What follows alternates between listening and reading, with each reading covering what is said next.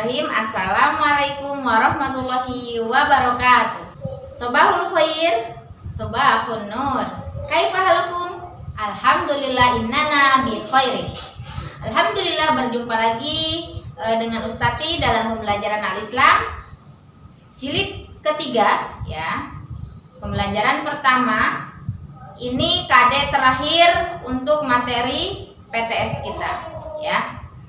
Nah, sebelum kita masuk ke materi ya, silahkan dipersiapkan dulu alat tulisnya, kemudian dibuka BBD-nya dan simak penjelasan U sampai selesai ya. Mari kita mulai pembelajaran hari ini dengan bacaan basmalah. Bismillahirrahmanirrahim.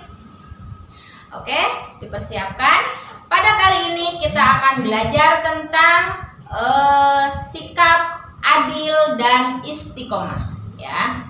Nah, tujuan belajar materi ini ya untuk apa? Ya, agar kalian mengetahui apa sih pengertian adil itu ya. Kemudian apa pengertian istiqomah itu ya. Dan setelah itu kalian juga setelah mengetahui pengertiannya, maka harus mengetahui ayat Al-Quran yang menunjukkan atau yang menjelaskan tentang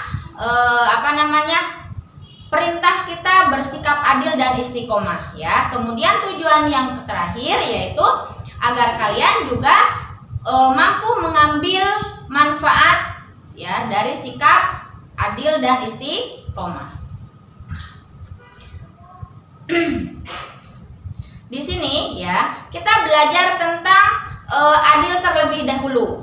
Tercantum di dalam surat Al-Hujurat ayat 9 yang berbunyi wa aqsitu innallaha yuhibbul muqsitin ya. Dan hendaklah kamu berlaku adil, sesungguhnya Allah itu mencintai orang-orang yang berlaku adil. Nah, setelah ini ya kita akan belajar ke pengertiannya. Apa sih artinya adil itu? Nah, adil menurut bahasa ya, jadi pengertian adil itu dibagi ke dalam dua macam. Yang pertama menurut bahasa dan yang kedua menurut istilah. Pengertian menurut bahasa, adil itu berasal dari kata bahasa Arab yang berbunyi adilun. Apa artinya? Seimbang. Nah, sedangkan pengertian adil menurut istilah yaitu meletakkan sesuatu pada tempatnya, menerima atau memberikan sesuai haknya, menghukum yang jahat sesuai kesalahan dan pelanggarannya. Itu termasuk pengertian adil menurut istilah. Contohnya ya. Contoh adil itu seperti apa sih, Us? Nah, ini seringkali ada di dalam realita kehidupan kita, ya, Nak. Contoh, di sini Ustazah berikan salah satu saja ya. Jika di dalam satu rumah ya, seorang ibu memiliki 3 anak ya, memiliki 3 anak. Anak yang pertama itu sudah sekolah SMA. Nah, anak yang kedua sekolahnya SMP, tingkat SMP, dan anak yang ketiga itu tingkat SD. Apakah si ibu ini harus memberikan segala sesuatu harus sama? Ya, otomatis tidak. Ya, kenapa? Sekarang contoh, anak yang pertama sudah sekolah di SMA, tingkat SMA. Maka ketika berangkat ke sekolah, seorang ibu memberikan uang jajan ya. Contoh, kalau untuk SMA 30.000. Kemudian untuk anak yang SMP berikanlah 20.000 saja. Anak yang masih SD berikanlah 10.000 saja. Kenapa, Us? Itu beda-beda, Us. Berarti itu nggak adil, bukan, Nak? Ya, adil itu bukan harus selalu sama, ya. Tetapi melihat kebutuhan. Kenapa si kakak ini diberikan lebih banyak? Karena memang kebutuhan kakak itu sudah semakin banyak, ya. Beda sama adik yang masih SD, ya. Jadi si ibu ini sudah menyesuaikan, bukan berarti ibu ini tidak adil. Jadi kalau misalkan kalian di rumah, ya,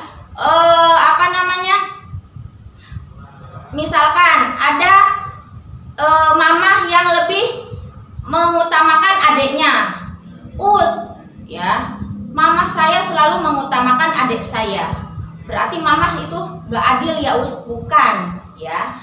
Kenapa mama lebih mendahulukan adik? Karena mama sudah tahu, sudah percaya terhadap kakak bahwa kakak itu sudah mandiri, sudah bisa melakukan segala sesuatu dengan sendiri, sudah memberi kepercayaan lebih banyak kepada kakak ya. Sedangkan adik di sini kan masih kecil, masih perlu banyak bantuan dari mama ya. Jadi jangan merasa punya pikiran mama itu nggak adil, selalu mengutamakan adik. Itu yang harus dihilangkan dari benak kita ya nak ya. Jadi tidak ada ibu yang berlaku tidak adil, itu tidak ada. Semuanya ibu bersikap adil kepada anak-anaknya dalam memberikan kasih sayang ataupun dalam memberikan hal yang lain. Kemudian di sini kita lanjut ke istiqomah ya. Nah, sikap istiqomah itu dijelaskan di dalam surat Fussilat ayat 30 yang berbunyi, artinya saja Ustazah sampaikan, sesungguhnya orang-orang yang mengatakan Tuhan kami ialah Allah, kemudian mereka meneguhkan pendiriannya ya, maka malaikat akan turun kepada mereka dengan mengatakan, janganlah kamu takut dan janganlah kamu merasa sedih ya, dan gembirakanlah mereka dengan jannah atau surga yang telah dijanjikan Allah kepadamu. Nah, kemudian apa sih artinya istiqomah Istiqomah juga memiliki dua pengertian. Yang pertama pengertian menurut bahasa, yang kedua menurut istilah. Pengertian menurut bahasa yaitu tegak lurus atau teguh pendirian. Sedangkan pengertian istiqomah menurut istilah ya, yaitu sikap teguh dalam mempertahankan keimanan dan keislaman sekaligus menghadapi tantangan dan godaan. Nah, di sini akan Ustazah berikan contohnya ya, contoh istiqomah dalam hal berbusana ya. Contohnya, ketika kita sudah masuk usia balik, maka diwajibkan kepada kita untuk menutup aurat ya. Nah, menutup aurat itu bukan hanya ketika sholat saja, tetapi di luar sholat pun kita harus menutup aurat. Kemarin sudah Ustazah sampaikan di pembelajaran tentang adab berpakaian ya. Jadi ketika kalian sudah memasuki usia balik, aurat itu harus kita tutup, hukumnya wajib. Aurat dari mana sampai mana? Kemarin batasannya sudah Ustazah sampaikan. Jadi ketika kita di dalam di dalam rumah ataupun mau keluar rumah, maka hendaklah tetap menutup aurat kita ya. Jangan karena ingin dilihat orang, tapi lakukan apa yang akan lakukan segala sesuatu itu hanya karena Allah, maka disitulah pahala yang akan kita dapatkan ya. Ketika mau pergi memakai jilbab bagi putri ya, kemudian bajunya juga panjang, celananya panjang dan sopan ya, itu bisa dilaksanakan mulai dari sekarang karena kalian sudah memasuki akil balik ya nak ya. Nah, di sini manfaat istiqomah ya. Manfaat istiqomah itu apa sih? Yang pertama, selalu dilindungi oleh Allah dengan dijaga dan dijaga oleh malaikat. Kemudian manfaat yang selanjutnya mendapatkan kesuksesan di dunia dengan tercapainya cita-cita.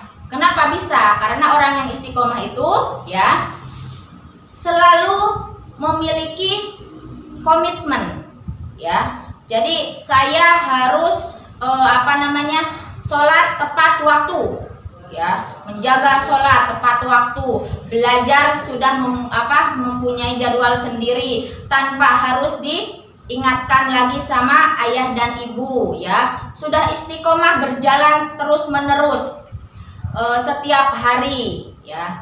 Nah, insya Allah kesuksesan di dunia akan dicapai dan di akhirat pun akan bisa dinikmati nanti ya. Dan manfaat istiqomah yang terakhir yaitu mendapatkan kenikmatan di akhirat berupa surga. Ini jaminan bagi orang yang memiliki sifat istiqomah ya nak. Oke, setelah ini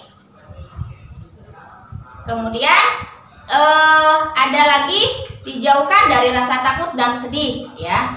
Nah, yang terakhir ya silahkan dilanjutkan tugas LKPD-nya ya, dicermati perintahnya harus seperti apa, dikerjakan sampai selesai. Jika masih ada yang belum dipahami bisa menghubungi US ya. Mari kita akhiri pembelajaran hari ini dengan bacaan hamdalah. Alhamdulillahirabbil alamin. Sampai jumpa di pertemuan yang akan datang.